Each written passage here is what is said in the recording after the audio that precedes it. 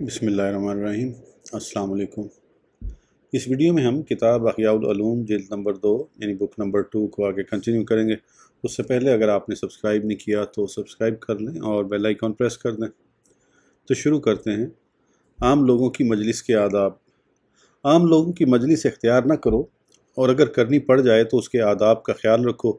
उनकी बातों में गौर व फिक्र न करो। ला यानी और फजूल गुफ्तगू की तरफ तवज्जो न करो। उनके बुरे अल्फाज से गाफिल रहो। हाजत के बावजूद उनसे मुलाकात कम रखो। मजाक मस्खरी से बचने के मुतल्लिक मदनी फूल।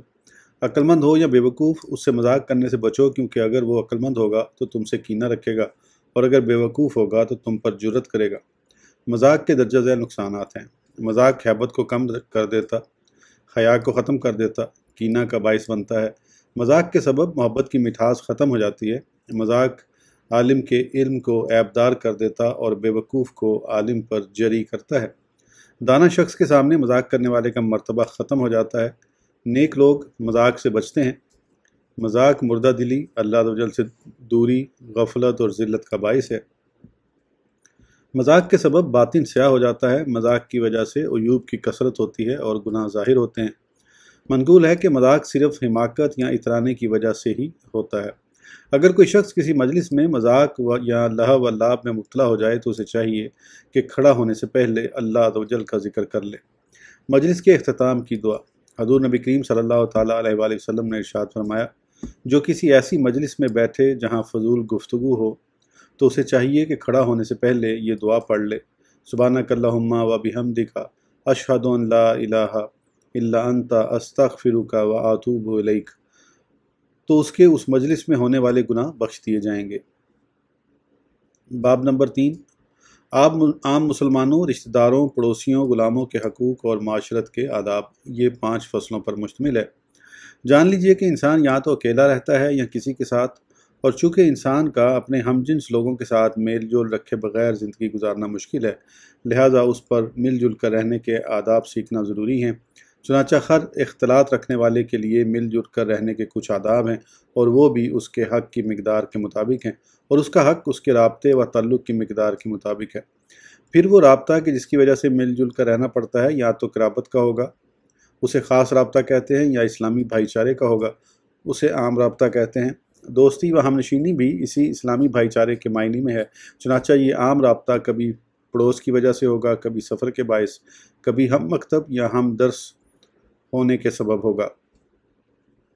फिर हर राब्ते के कुछ दर्जात हैं। मसलन क़राबत एक हक़ है, लेकिन दीगर क़राबतदारों के मुकाबले में करीबी अजीज़ों का हक़ सबसे ज़्यादा है। इसी तरह करीबी अजीज़ों के मुकाबले में वालिदैन का हक़ सबसे ज़्यादा है। यूँ ही पड़ोसियों का मामला है कि करीबी पड़ोसी का हक़ दूर वाले के मुकाबले में ज़्यादा है। इन हकूक़ में फ़र्क निस्बत के सबब ज़ाहिर होता है, हत्ता कि परदेस में अपना हमवतन हकूक़ खुनसाइगी में अपने वतन में रहने वाले करीबी की तरह है। लिहाजा मुसलमान का हक़ जान पहचान के एतबार से मुअक्कद होता है। पहचान के मुख्तलिफ दर्जात हैं। चुनांचे जिसकी जान पहचान देख कर हुई है, उसका हक़ उस मुसलमान से ज़्यादा है जिसकी मार्फत सुन कर हुई है, और पहचान के बाद मिलजुल कर रहने से उसमें ताकीद पैदा हो जाती है। इसी तरह सोहबत के दर्जात भी मुख्तलिफ हैं। लिहाजा हम दर्स और हम मकतब का हक़ हम सफ़र के मुकाबले में ज़्यादा ताकीदी है। यूँ ही दोस्ती के दर्जात भी मुख्तलिफ हैं। चुनांचे जब दोस्ती बहुत ज़्यादा मजबूत हो जाए तो वो अखुवत बन जाती है, और जब अखुवत में ज़्यादती हो जाए तो वो मोहब्बत बन जाती है, और मोहब्बत में ज़्यादती हो जाए तो वो खुलत बन जाती है, और खलील हबीब के मुकाबले में ज़्यादा करीब होता है। खलील और हबीब में फ़र्क। मोहब्बत उस चीज़ का नाम है जो दिल में घर कर जाए, और खुलत उसे कहते हैं जो दिल के रगो-रूपे में सरायत कर जाए। लिहाजा हर खलील हबीब तो होगा, लेकिन हर हबीब खलील नहीं होगा। दोस्ती के दर्जात में फ़र्क मुशाहदे और तजर्बे की वजह से पोशीदा नहीं है। खिलत अखुवत से बढ़कर है, क्योंकि खिलत उस हालत को कहते हैं जो अखुवत की हालत से ज़्यादा कामिल और अतम हो। इसकी पहचान हज़ूर नबी करीम सल्लल्लाहु ताला अलैहि वसल्लम के इस इरशाद से होती है कि आप सल्लल्लाहु ताला अलैहि वसल्लम ने इरशाद फरमाया, लो कुन्तु मुत्ताखिज़न खलीलन लत्तखज़तु अबा बकरिन खलीलन वलकिन साहिबुकुम खलीलुल्लाह। यानी अगर मैं किसी को खलील बनाता तो हज़रत अबू बकर को बनाता, लेकिन तुम्हारे साहिब यानी हज़ूर सल्लल्लाहु ताला अलैहि वसल्लम अल्लाह अज़्ज़ व जल के खलील हैं। خلیل کی تعریف: خلیل وہ ہوتا ہے جس کی محبت دل کے تمام اجزاء میں ظاہری اور باطنی طور پر سرایت کر جائے اور اس کے دل کو گھیر لے۔ حضور صلی اللہ علیہ وآلہ وسلم اللہ عز و جل کے خلیل ہیں۔ حضور نبی کریم صلی اللہ تعالیٰ علیہ وآلہ وسلم کے دل کو اللہ عز و جل کی محبت کے علاوہ کسی اور کی محبت نے نہیں گھیرا۔ یہی وجہ ہے کہ مخلوق میں سے کسی کو رسول اکرم صلی اللہ تعالیٰ علیہ وآلہ وسلم نے اپنا خلیل نہیں بنایا۔ البتہ امیر المومنین حضرت سیدنا علی المرتضیٰ کرم اللہ وجہہ کو رشتہ اخوت سے خاص کرتے ہوئے ارشاد فرمایا: علی منی بمنزلات ہارون من موسیٰ الا النبوہ، یعنی وصف نبوت کے علاوہ علی میرے ساتھ اس طرح ہیں جیسے حضرت ہارون علیہ السلام حضرت موسیٰ علیہ السلام کے ساتھ تھے۔ حضور نبی کریم صلی اللہ تعالیٰ علیہ وآلہ وسلم نے امیر المومنین حضرت سیدنا علی المرتضیٰ کرم اللہ وجہہ کے لیے نبوت کی نفی اسی طرح فرمائی جیسے امیر المومنین حضرت سیدنا ابو بکر صدیق رضی اللہ تعالیٰ عنہ کے لیے خلت کی نفی فرمائی۔ معلوم ہوا کہ حضرت سیدنا ابو بکر صدیق اور حضرت سیدنا علی المرتضیٰ رضی اللہ تعالیٰ عنہما دونوں رشتہ اخوت میں شریک ہیں، لیکن حضرت سیدنا ابو بکر صدیق رضی اللہ تعالیٰ عنہ کو حضرت سیدنا علی المرتضیٰ کرم اللہ وجہہ پر یہ فضیلت حاصل ہے کہ ان میں خلیل بننے کی اہلیت تھی۔ اگر حضور صلی اللہ تعالیٰ علیہ وآلہ وسلم خلت میں کسی کو شریک کرتے تو یہ سعادت انہی کے حصے میں آتی۔ اسی پر حضور صلی اللہ تعالیٰ علیہ وآلہ وسلم کا یہ فرمان دلالت کرتا ہے: لَاتَّخَذْتُ أَبَا بَكْرٍ خَلِيلًا، یعنی میں ابو بکر کو خلیل بناتا، اور رسول اکرم صلی اللہ تعالیٰ علیہ وآلہ وسلم اللہ عز و جل کے حبیب بھی ہیں اور خلیل بھی۔ چنانچہ مروی ہے کہ ایک دن آپ صلی اللہ تعالیٰ علیہ وآلہ وسلم نے بحالت خوشی منبر پر رونق افروز ہو کر ارشاد فرمایا: ان اللہ قد اتخذنی خلیلا کما اتخذ ابراہیم خلیلا فانا حبیب اللہ وانا خلیل اللہ، یعنی بے شک اللہ عز و جل نے مجھے اپنا خلیل بنایا ہے جیسے اس نے حضرت ابراہیم علیہ السلام کو اپنا خلیل بنایا، تو میں اللہ عز و جل کا حبیب بھی ہوں اور خلیل بھی۔ معلوم ہوا کہ پہچان سے پہلے رابطہ نہیں ہوتا اور خلت کے بعد کوئی درجہ نہیں ہوتا۔ ان دونوں کے سوا جو درجات ہوں گے وہ ان دونوں یعنی پہچان اور خلت کے درمیان ہوں گے، اور ہم نے صحبت اور اخوت کے حق کو بیان کر دیا ہے، اور جو کچھ ان کے علاوہ ہے یعنی محبت اور خلت وہ انہی میں داخل ہے۔ البتہ محبت اور اخوت کے مراتب مختلف ہونے کی وجہ سے ان کے حقوق کے مراتب میں بھی تفاوت ہے، حتیٰ کہ محبت کی انتہا یہ ہے کہ بندہ جان و مال پر اپنے محبوب کو ترجیح دے، جیسے خلیفہ اول امیر المومنین حضرت سیدنا ابو بکر صدیق رضی اللہ تعالیٰ عنہ نے حضور نبی کریم صلی اللہ تعالیٰ علیہ وآلہ وسلم کے لیے اپنی مال و جان کو قربان کر دیا۔ حضرت سیدنا طلحہ بن عبید اللہ انصاری رضی اللہ تعالیٰ عنہ نے اپنی جان پر حضور نبی کریم صلی اللہ تعالیٰ علیہ وآلہ وسلم کو ترجیح دی، اور دوران جنگ خود کو آپ صلی اللہ تعالیٰ علیہ وآلہ وسلم کے لیے ڈھال بنایا۔ اب ہم اسلامی بھائی چارے، رشتہ داری، والدین، پڑوسیوں اور نوکروں کے حقوق بیان کریں گے۔ پہلی فصل: مسلمانوں کے حقوق۔ جب کسی مسلمان سے ملو تو اسے سلام کرو، جب وہ تمہیں دعوت دے تو اس کی دعوت قبول کرو، جب وہ چھینکے تو اس کی چھینک کا جواب دو، بیمار ہو جائے تو اس کی عیادت کرو، جب اس کا انتقال ہو جائے تو اس کے جنازے میں شرکت کرو، جب وہ تمہارے متعلق کوئی قسم کھائے تو اسے پورا کرو، جب وہ تم سے نصیحت کا طالب ہو تو اسے نصیحت کرو، اس کی غیر موجودگی میں اس کے اہل و مال کی حفاظت کرو، اس کے لیے وہی پسند کرو جو اپنے لیے پسند کرتے ہو، اور جو اپنے لیے ناپسند کرتے ہو اس کے لیے بھی ناپسند کرو۔ یہ تمام امور حدیث میں مذکور ہیں۔ چنانچہ حضرت سیدنا انس بن مالک رضی اللہ تعالیٰ عنہ سے مروی ہے کہ سرکار مدینہ صلی اللہ تعالیٰ علیہ وآلہ وسلم نے ارشاد فرمایا: مسلمانوں کے تم پر 4 حقوق ہیں، نیکی کرنے والے کی مدد کرو، گناہ کرنے والے کے لیے بخشش طلب کرو، رخصت ہونے والے کے لیے دعا کرو، اور توبہ کرنے والوں کو محبوب رکھو۔ رحماء بینہم کی تفسیر: حضرت سیدنا عبداللہ بن عباس رضی اللہ تعالیٰ عنہما اس فرمان باری تعالیٰ رحماء بینہم سورہ الفتح ترجمہ اور آپس میں نرم دل کی تفسیر میں فرماتے ہیں، اس آیت کا معنی یہ ہے کہ نیک لوگ گناہ گاروں کے لیے دعا کریں اور گناہ گار نیک لوگوں کے لیے۔ نیک اور گناہ گار کی ایک دوسرے کے لیے دعا۔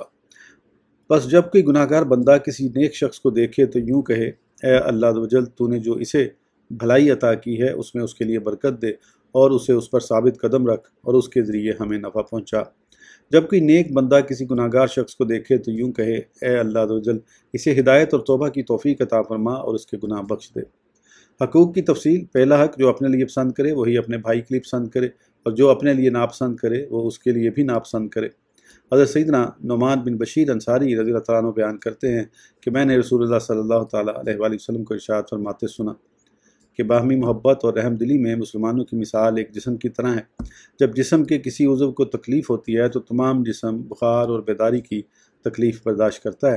حضرت سیدنا ابو موسیٰ اشعری رضی اللہ تعالیٰ عنہ سے مروی ہے کہ رسول اللہ صلی اللہ تعالیٰ علیہ وآلہ وسلم نے ارشاد فرمایا، المؤمن للمؤمن کالبنیان یشد بعضہ بعضا، یعنی مومن کے لیے عمارت کی مثل ہے جس کا بعض حصہ بعض کو مضبوط رکھتا ہے۔ دوسرا حق، اپنے قول و فعل سے کسی مسلمان کو تکلیف نہ پہنچائے۔ رسول اکرم صلی اللہ تعالیٰ علیہ وآلہ وسلم کا ارشاد پاک ہے، المسلم من سلم المسلمون من لسانہ و یدہ، یعنی مسلمان وہ ہے جس کی زبان اور ہاتھ سے دوسرا مسلمان محفوظ رہے۔ فضائل کے بارے میں مروی ایک طویل حدیث کے ضمن میں حضور صلی اللہ تعالیٰ علیہ وآلہ وسلم کا ارشاد مبارک ہے، اگر تم لوگوں کو بھلائی پہنچانے کی طاقت نہیں رکھتے تو انہیں برائی بھی نہ پہنچاؤ، یہ عمل تمہاری طرف سے صدقہ ہے۔ یوں ہی سرکار مدینہ صلی اللہ تعالیٰ علیہ وآلہ وسلم کا فرمان عالی شان ہے، افضل المسلمین من سلم المسلمون من لسانہ و یدہ، یعنی افضل مسلمان وہ ہے جس کی زبان اور ہاتھ سے دوسرے مسلمان محفوظ رہیں۔ کامل مسلمان کون؟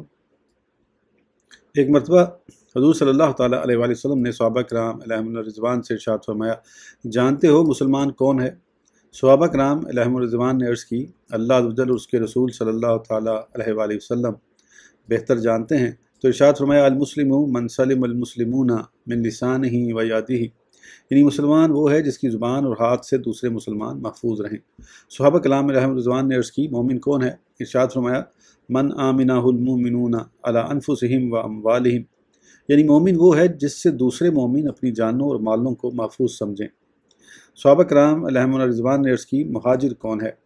آپ صلی اللہ تعالیٰ علیہ وآلہ وسلم نے ارشاد فرمایا، من ہجر السوء فاجتنبہ، یعنی مہاجر وہ جو گناہ چھوڑ دے اور اس سے بچے۔ ایک شخص نے عرض کی، یا رسول اللہ صلی اللہ تعالیٰ علیہ وآلہ وسلم اسلام کیا ہے؟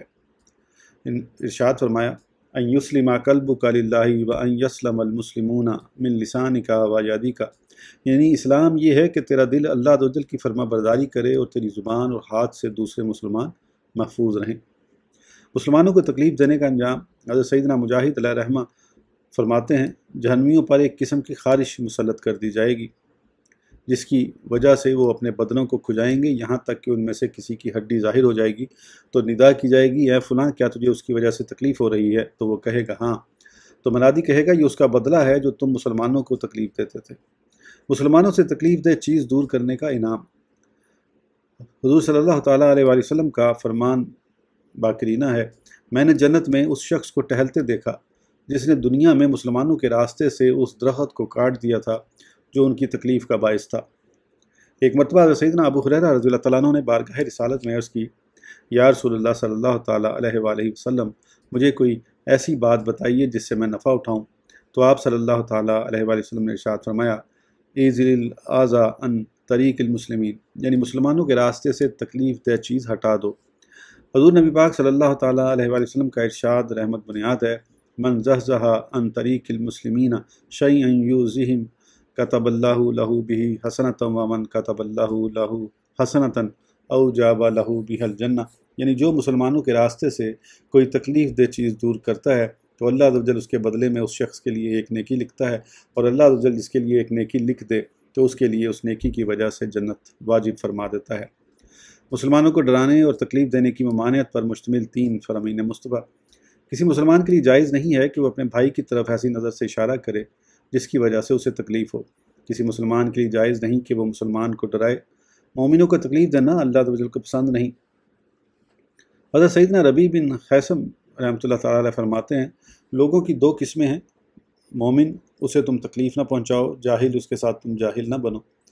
تیسرا حق، ہر مسلمان کے ساتھ عاجزی سے پیش آئے اور کسی پر تکبر نہ کرے، کیونکہ اللہ عز و جل کسی متکبر اور اترانے والے کو پسند نہیں فرماتا۔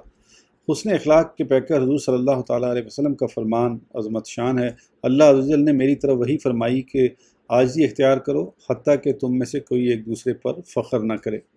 اگر کوئی تم پر فخر کرے تو تمہیں چاہیے کہ برداشت کرو کہ اللہ عز و جل اپنے نبی صلی اللہ تعالیٰ علیہ وسلم سے ارشاد فرماتا ہے، خذ العفو وامر بالعرف واعرض عن الجاہلین، سورہ الاعراف۔ ترجمہ، اے محبوب معاف کرنا اختیار کرو اور بھلائی کا حکم دو اور جاہلوں سے منہ پھیر لو۔